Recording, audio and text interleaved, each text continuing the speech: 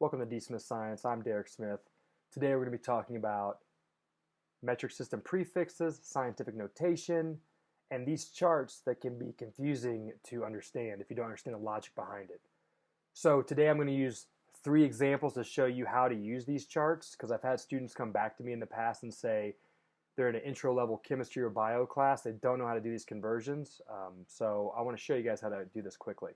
So I'm going to use 2 classic ones that you probably know off the top of your head, and then a third one that may be a little bit more challenging that you actually may see in a class, in an exam or a test or a lab quiz or something. So the first example is going to be converting 1 kilometer to meters, right? And then the second one is going to be converting 100 centimeters to 1 meter. And then the third one is going to be converting 2.54 times 10 to the negative 25th power kilometers to nanometers. And so I'll be using the chart. So first we're going to start with 1 kilometer to 1 meter. So if you look at the chart, and this is where it gets a little confusing, so the base unit is the meter. So when it says meter equals m equals 1, that's the same thing as 10 to the 0th power.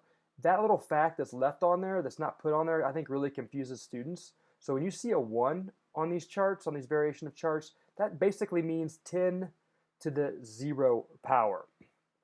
So what I typically do, if I'm converting 1 kilometer to meters, most of you probably know it's 1,000 meters, right? So I'm going to show you how this works.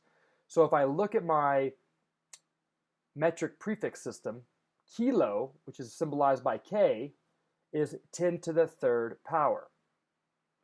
Okay, so I take that, I write that down, 10 to the 3rd power. So then if I want to convert that to a meter, which is 10 to the 0 power, right?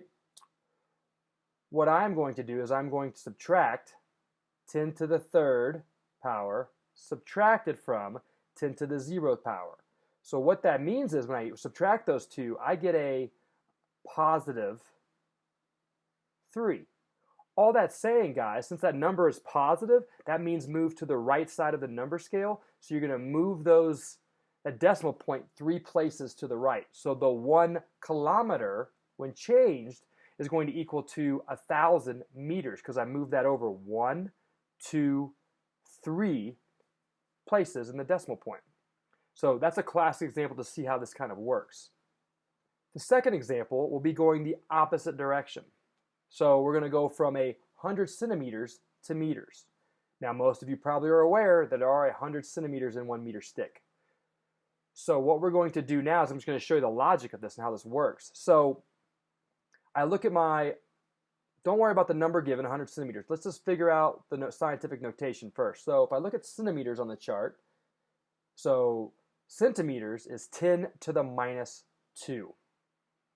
Okay, so if I do that, I'm going to write down 10 to the minus 2, and then meters is 10 to the 0th power, right? So the meter's the base unit.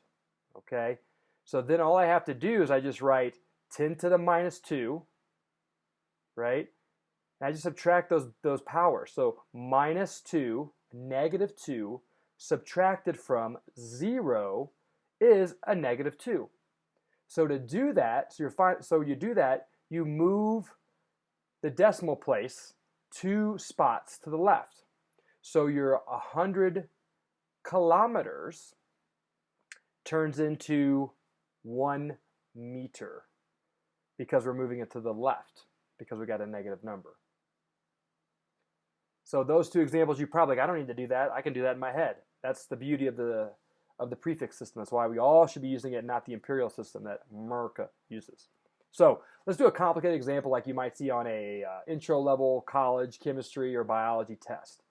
So third example, we're going to go from 2.54 times 10 to the negative 25th kilometers to nanometers.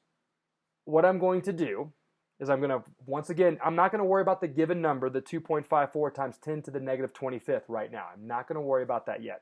I'm just going to look at the kilometers prefix on my chart. So kilometers prefix is 10 to the third power. Okay, so I would just write 10 to the third power. But then my nanometers, how I remember it, nano's really tiny, -9, nano 9. So nanometers is 10 to the -9th power on that chart, if you looked it up.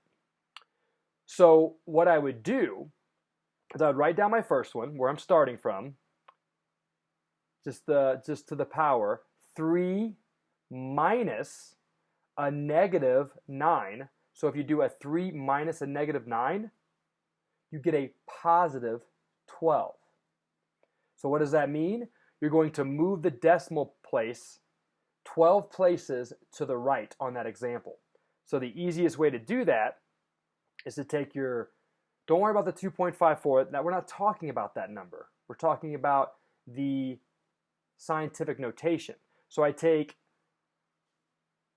10 to the -25th, that's where I started from, right? And then I basically add, so I take -25 plus 12. My final answer is going to be 2.54 times 10 to the -13th nanometers. So you can go back and kind of fact check that and look at it. Okay, does that make sense? Hopefully that helps you understand the metric system prefixes. And so if you see that in college, or if you just want a quick refresher on that, that helps. Thanks for watching. Subscribe if you want. Go! Hit it! Oh no, are you serious? No way. Are you serious?